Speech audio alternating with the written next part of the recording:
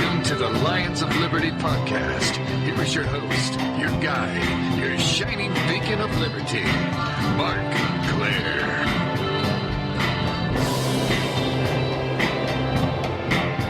Hey there, Liberty nerds. Welcome back to the Lions of Liberty podcast, the show that is normally your home to great conversations about the ideas of liberty. Now, today's show, it's going to be a little bit different, and I'll tell you why in a minute, but first, I want to remind you that you can find the show notes for today's show, which is episode number 205, over at lionsofliberty.com/205, and that's where I'll post links to everything I discuss in today's show. And that's right, I use the term I, not we, because in today's show, I don't have any guest. I don't have somebody here having a conversation with me.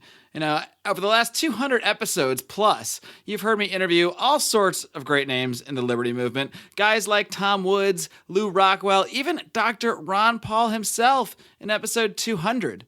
A man that in many ways inspired the formation of lionsofliberty.com with myself, John Odermatt, Brian McWilliams, and our good friend Dom Sidoti, which eventually turned into this podcast that you're listening to now. So it's been a really great vehicle for being able to speak to so many great intellectual leaders in the liberty movement. I've also hosted a slew of roundtable discussions featuring fellow Lions of Liberty, discussing all sorts of things from the latest political debates, current events, you name it. We talk about everything here at Lions of Liberty, but today we're going to have a little bit of a different format. Today is not going to feature any of that stuff. Today, it's just going to be me, the one and only, your host, your guide, your shining beacon of liberty, Marc Clair, speaking directly to you, or at least directly to this microphone, and then after it gets translated through some computer stuff, ends up in your earbuds. And you know, this might be a crazy idea. In fact, I really have no idea how this little experiment is going to turn out. But there's a reason that I wanted to do this. And first, let me just say that podcasting and trying to find my voice through podcasting has been an extremely challenging and an extremely rewarding experience. I mean, how cool is it that I've been able to have conversations with guys like Ron Paul, with guys like Tom Woods, you know, guys that most of us just read articles from or you know, listen to their podcasts. Suddenly I find myself speaking to these people, and it's just been a tremendous experience to do that. But, you know, if you go back and listen to episode 1, which of course I'll post in the show notes at lionsofliberty.com/205, and I may regret telling you to do this, but if you do go back and listen to episode 1, you'll hear the fact that this does not come naturally to me. You know, it can be a challenge to interview someone and have a conversation with them, and at the same time be reacting and forming your own thoughts and follow-up questions all on the fly. And I'll admit that even after 200 plus episodes, it is a work in progress. And to this day, I often struggle to find my voice and to properly express my beliefs, especially just in the middle of an interview. And that's why I'll often do sort of a little end rant, a little wrap up after the end of things. But even doing that, sometimes I can go back and listen to an episode and I'll hear little bites. I'll hear little sound bites that I said where I think, man, I didn't come across exactly how I meant it to sound. And geez, I wonder what other people are thinking. And then I'll kind of forget about it and move on. And it can be difficult because I'm trying to do something a little bit tricky here. I'm trying to talk to essentially two different audiences at the same time. I'm like Rand Paul. I'm trying to talk to neocons and like hardcore anti-war libertarians all at once, right? What I'm trying to do is talk to regular, already buying into it libertarians who hold strongly in the beliefs that they've learned from people like Ron Paul, from people like Tom Woods. At the same time, I'm trying to interest new people in these ideas.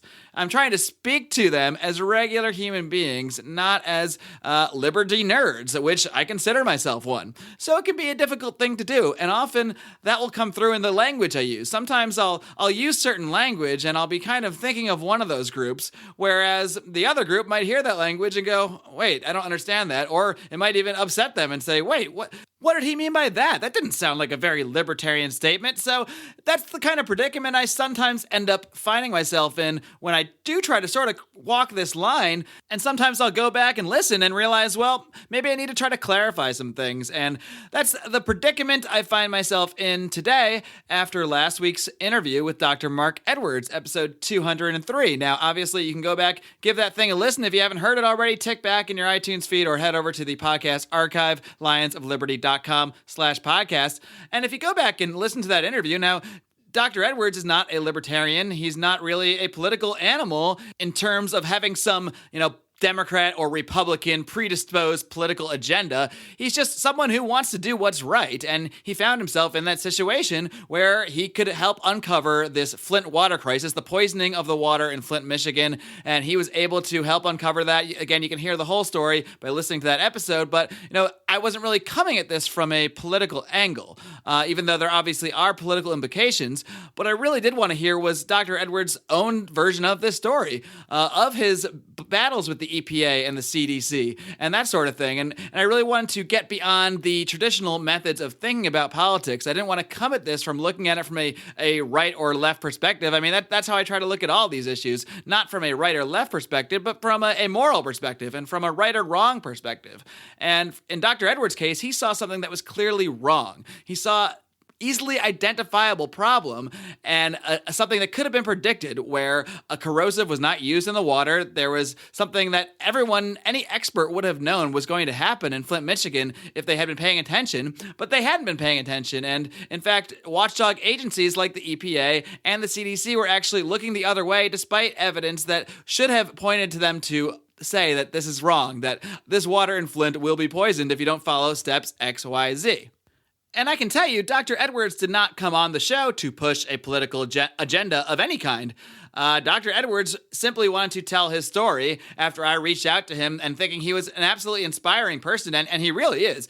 To me, Dr. Marc Edwards is someone who is a hero. He's the kind of person that we need in society, regardless of our thoughts on politics, on government, and that sort of thing. We need good, strong, ethical people in our world. And Dr. Edwards, with his course on heroism that he teaches at Virginia Tech, he's somebody that is actually trying to create more heroic individuals. Like himself, and we need to see a lot more of that type of ethic. The type of ethic that says, I'm not afraid to stand up and shout, this is wrong, even when it might cost you millions of dollars, like it did Dr. Edwards. It cost him millions of funding and research, and it cost him hundreds of thousands of dollars of personal money. This is not money given to him by a government organization. He actually had to put up his own personal time and money to really at no benefit to himself whatsoever, to protect people and to point out that a tremendous injustice had occurred and to try to help correct it. Now, in the course of this conversation, as I alluded to earlier, and in the course of my sort of trying to walk this line where I'm talking to two different audiences in a way, and when I'm talking to Dr. Edwards, who is not a libertarian, who is not really politically motivated, well, I end up saying some things that I didn't exactly come across correctly. So here's what we're going to do. I'm going to try to hit on a couple of those points, both points made by Dr. Edwards and things that I myself said during that interview, and try to clarify where I was coming from and where I kind of think he was coming from as well. So the first clip you're going to hear is actually something that Dr. Edwards said. We have to put aside our political ideologies and say, look, you can have these grandiose visions and philosophies. Now, right there, it sounds like Dr. Edwards is basically dismissing any sort of political ideology or political philosophy. And anyone who's listened to this program for over 200 episodes will know that I certainly do have a political philosophy. I certainly do have what some might even call grandiose visions. So why wasn't I taken aback by this statement? A lot of people were probably thinking, wait, what do you mean, forget political ideologies? And yet I sort of let it go. Not only did I let it go, but I actually sort of ended up agreeing with him. And we'll play that before I get into things. It's a great point you make, Dr. Edwards, about putting political philosophies aside because, there's a certain type of person who most likely listens to a show like this. There's also a certain type of person who might hate a show like this because of the political slant that we come from here typically. However, I think both sides of those people, not that it's as simple as two different sides, but any side of the political spectrum, I believe if they hear this story and get this story out there, will be horrified and shocked and be able to all agree that what's going on in these agencies and with the situation in Flint, with what we saw in DC, this is clearly unethical. So on things like this, we should all be able to sort of put our grandiose visions aside and actually get down to a true philosophy, a philosophy that promotes ethical cultures in whatever our institutions may be. Boom, right there. Okay, many of you listened to that and thought, what the hell is this guy talking about? Putting political ideologies aside, putting political philosophy aside, well, that's what this whole show is about. How can you just say that we should put that aside? And I can completely understand how someone would listen to that and think, wait, what's wrong with, with having a grandiose vision of a more free society? What's wrong with pointing out that coercively funded institutions like the EPA or the CDC are not going to be held accountable to taxpayers who are forced to continue paying into these services, quote services, whether they want them or not, whether they're actually protecting them from poisoning as they say that they're there to do or not? There's nothing wrong with that. In fact, it's what we should be doing. But I want you guys to think back a second to that little tightrope I was talking about that I've been trying to walk between the two different audiences. The people that are already ideologically libertarian and have a firm belief in, free markets, individual rights, and all these wonderful things. And that other audience, the audience that maybe hasn't defined their political views, or maybe they're more mainstream Democrat or Republican. Now, that's sort of the audience I was talking to at that moment. Because to me, when we're talking about grandiose visions and political philosophies and sort of the man on the street or someone that's not that political, the way they're going to see that is in that sort of Democrat versus Republican, big government versus small government. The classic political paradigms that we've grown up hearing our whole lives, that we've been pegged to our whole lives. That's what most people are thinking when they hear the term political ideology. At least that's the way I see things. So I was kind of trying to be on that side of things at that moment. In my mind, I was thinking, let's not have these political arguments that we always have, like Donald Trump, Bernie Sanders. Let's get away from that stuff and just point to something, a clear injustice, something that everybody, no matter what their predisposed views are, can definitely see that this is wrong. Now, from my point of view, a moment like that is a great time to then incorporate your political ideologies. Once you've informed people, once you've sort of shown people that this is wrong and everyone can agree that we have this common ethic that yes, it's wrong to lie, it's wrong to allow children to be poisoned through just complete and utter negligence. That's wrong. Now, libertarians might have reasoning for that, and very good reasoning for why the way our government is structured coercively and the way that these agencies are funded and the way they operate is going to inevitably lead to things like that. And I completely understand why we wouldn't want to brush that aside. However, it just wasn't the scope of what I was trying to do in this particular interview.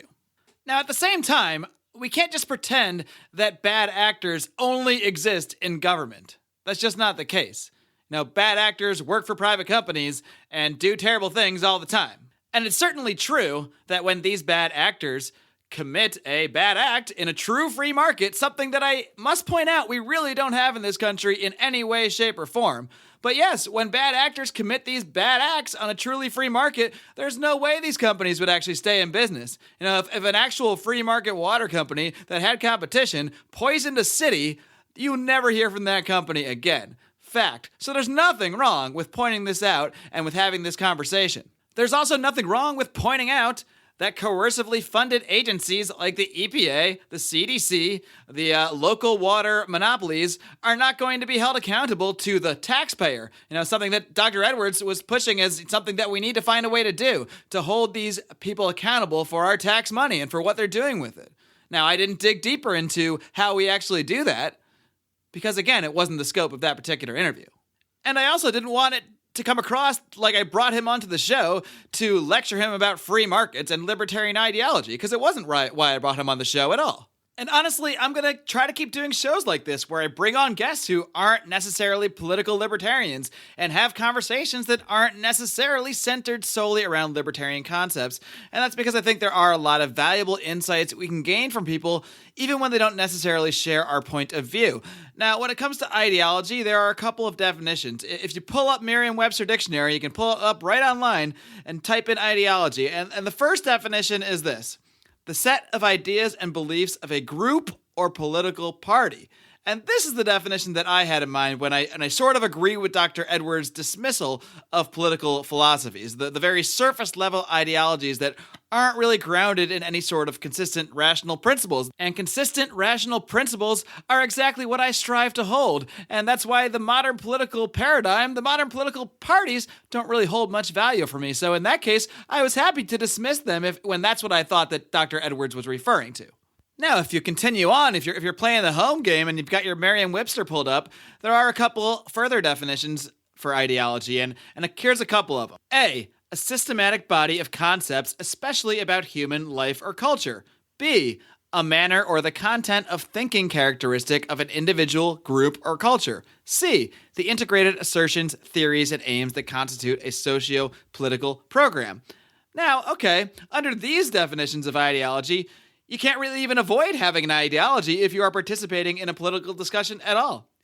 When we talk about right or wrong, we are really talking about ideology in that sense. When is it right to use force on other individuals? I would say not very often. Only when they pose a threat to another individual or violate the rights of another.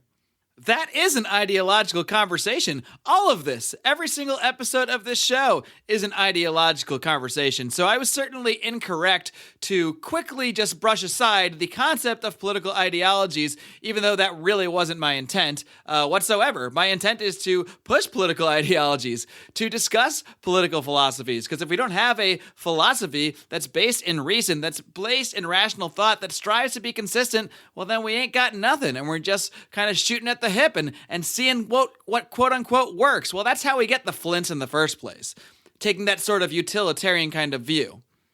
We'll see what works. Well, that's how people die. That's how people get poisoned.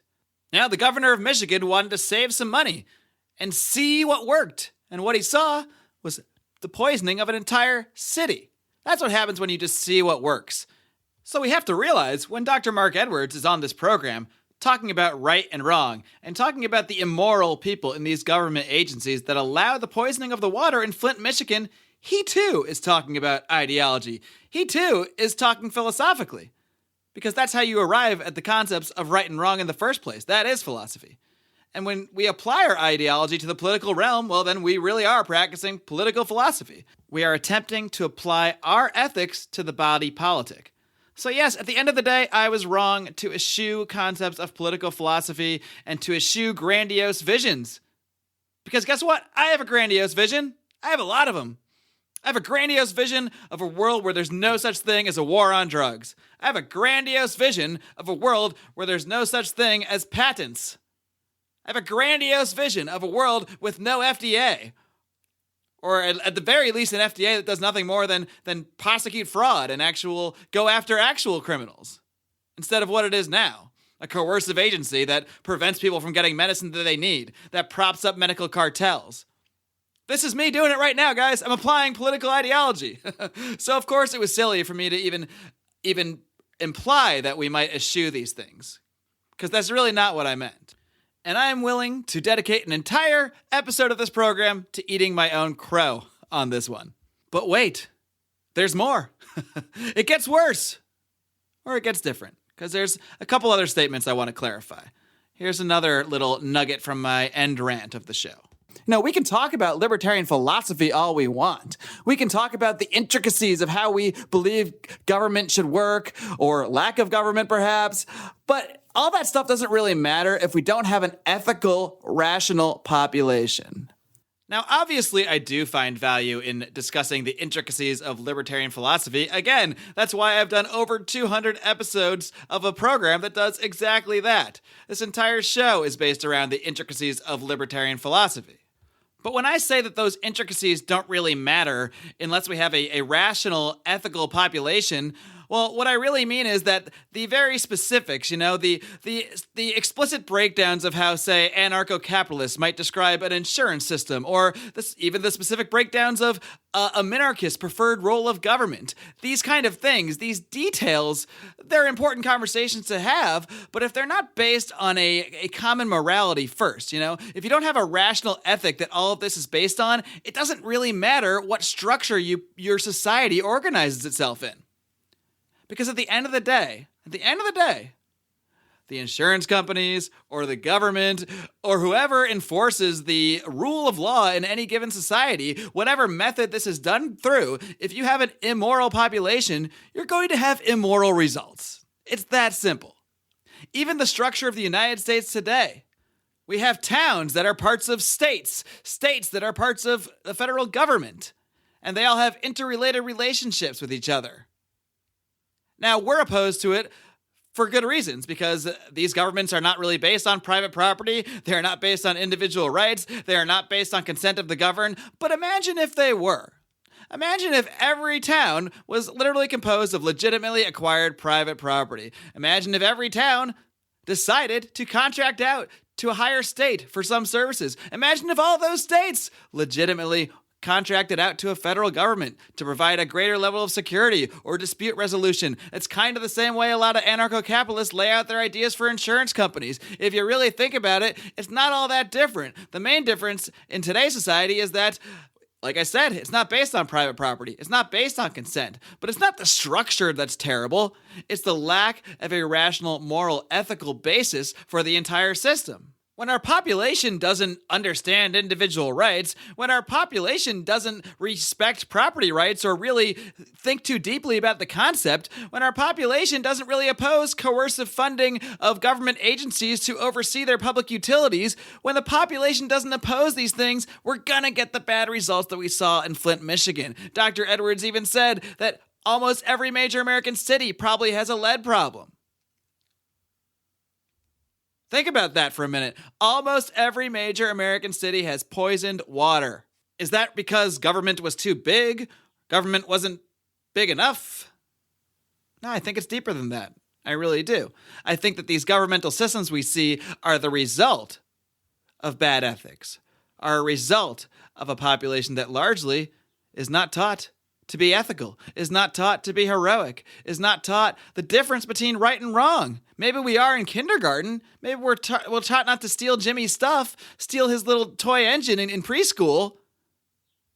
But then we're not taught to continue to think rationally and to apply these same ethics to our body politic later in life.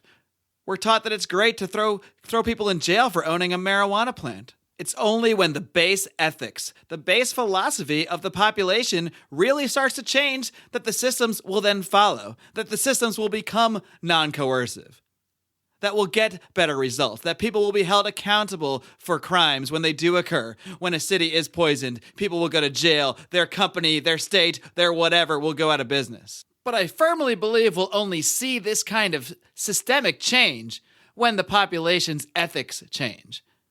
When people begin thinking rationally, when we are able to develop a true movement of reason and liberty. Because one leads to the other, my friends.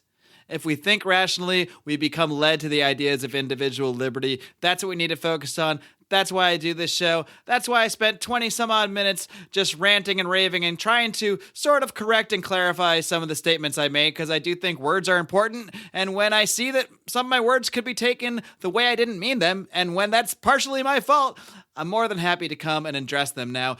I don't know how you guys feel about this format. There's only one way I can know, and that's by getting feedback from you guys. And there's a lot of ways you can provide feedback. You can join our private Facebook group, the Lions of Liberty Forum. Just type that in your little search bar on Facebook, or we'll, of course, link to it in the show notes for today's show as well. Again, at lionsofliberty.com/205. You can also email me, Marc, M-A-R-C. Do not put a K in there, guys. Come on. Marc, M-A-R-C, at lionsofliberty.com. You can also tweet to us. Find us at the Twitter, at Lions of Liberty. Of course, as well, our main Facebook page, facebook.com/Lions of Liberty. You can message us there as well. So many ways you can give us feedback and let me know. Was I just full of it today? Was I just rambling for no reason? Did I make any valid points? Did I get you thinking about anything differently?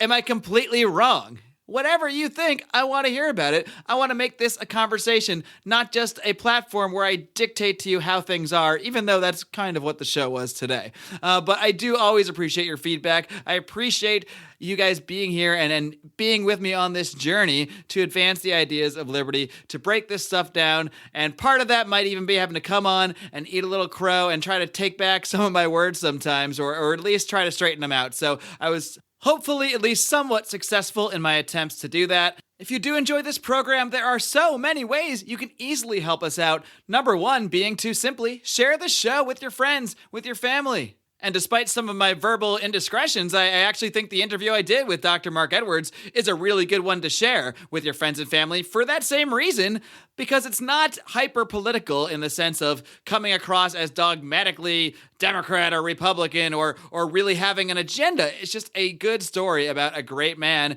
who did a great thing and who is an ethical, heroic person, even if he doesn't maybe share my exact philosophical view or hasn't really thought about things in the same way. The fact is, it's a great tale and something that everybody really needs to hear to find out what really did happen in Flint. And it's that kind of story that I think can bring people together and get them into this conversation so we can discuss our political ideologies, so we can really get at the heart of these issues and hopefully see some actual change. Another very, very easy thing you can do to help this show out is to head over to iTunes or Stitcher and hit that subscribe button if you don't already subscribe through those channels.